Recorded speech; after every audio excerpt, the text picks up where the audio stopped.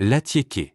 Ce plat emblématique d'Afrique de l'Ouest, au goût unique, au grain léger et parfumé, est aujourd'hui consommé par des millions de personnes chaque jour. Mais derrière chaque assiette se cache un processus long, exigeant et presque entièrement manuel. Dans cette vidéo, nous allons remonter à l'origine même de ce produit, le manioc. Depuis sa récolte dans les champs jusqu'à la création d'un attiéké parfaitement cuit. Et nous irons encore plus loin. Nous allons imaginer à quoi ressemblerait une production industrielle, à grande échelle, qui respecterait strictement les étapes traditionnelles. Mais avec la puissance des machines, la précision et la capacité d'alimenter tout un pays.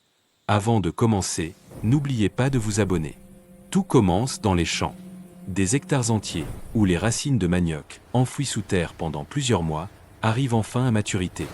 À maturité, les racines sont arrachées par des machines capables de récolter plusieurs tonnes par heure, puis transportées vers l'usine dans des camions hermétiques pour éviter toute contamination. Dès leur arrivée, les tubercules sont triés automatiquement. Capteurs 3D, caméras intelligentes, élimination des racines abîmées. Puis vient le nettoyage sous haute pression pour débarrasser le manioc de toute impureté. L'objectif est clair, garantir une semoule d'attiéké d'une pureté irréprochable. Après le lavage, les racines sont épluchées mécaniquement. Aucune peau ne résiste à ces machines capables de traiter plusieurs tonnes en seulement quelques minutes. Le manioc est désormais prêt à être transformé.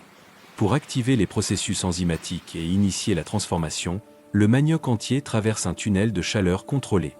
Ce braisage léger permet de préparer la fermentation tout en garantissant un goût authentique. Une armée de machines entre en action. Les tubercules se transforment en une pâte homogène, prête à devenir attiéké. Le broyage industriel assure une texture fine et régulière, essentielle à la qualité du produit final.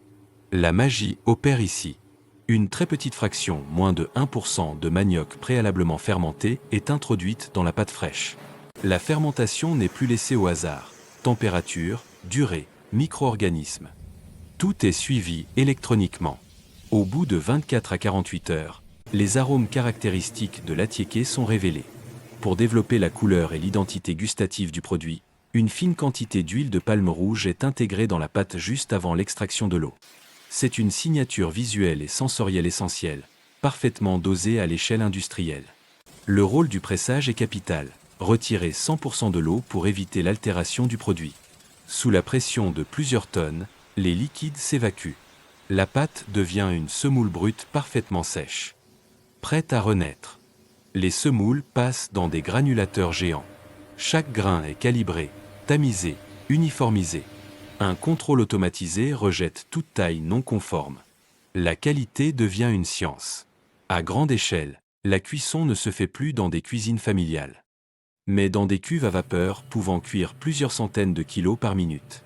Cette cuisson douce assure le moelleux impeccable de l'attiéké. Après la vapeur, les grains sont séchés puis refroidis lentement, afin de conserver une texture aérienne et légère lors du conditionnement. Chaque lot est analysé, humidité, pH, granulométrie, sécurité sanitaire. L'attiéké devient un produit 100% traçable du champ à l'assiette. Conditionné sous vide, mis en barquette ou en sachet prêt à accent grave cuir, l'attiéké est désormais prêt pour les marchés du monde entier. De l'industrie à la table, le goût de la Côte d'Ivoire voyage fièrement. Ce que nous venons de découvrir n'est pas seulement une chaîne de production, c'est la preuve qu'un savoir ancestral peut devenir une puissance économique. À travers l'industrialisation de l'attiéké, c'est toute une nation qui pourrait rayonner encore plus fort.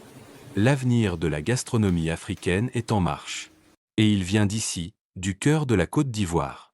Dites en commentaire quel autre produit vous voulez connaître son processus de transformation à grande échelle. Si vous aimez la vidéo, n'hésitez pas à liker et surtout, vous abonner pour soutenir la chaîne.